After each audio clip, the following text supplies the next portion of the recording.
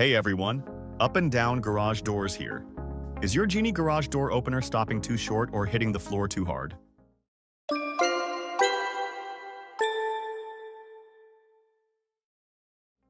Over time, your door's travel limits and force settings can drift, leading to safety risks or mechanical wear. Today, we're showing you how to adjust a Genie Garage Door Opener to ensure smooth, reliable operation every time. Before making adjustments, ensure the door path is clear.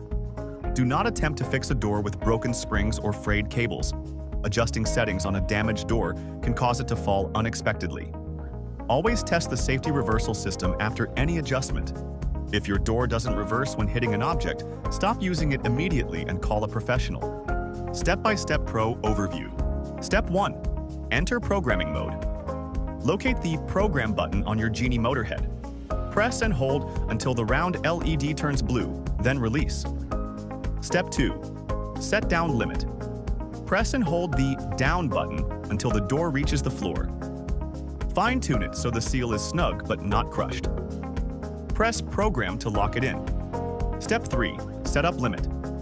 Press and hold the Up button until the door is fully open and clear of the header. Press Program to save. Step 4. Run Force Cycle. Operate the door for one full open and close cycle. This allows the Genie system to learn the force required for your specific door. Need a pro touch or facing a complex mechanical issue? Don't risk your safety. Contact Up and Down Garage Doors or read our full guide. Thanks for watching. Subscribe for more expert garage door tips.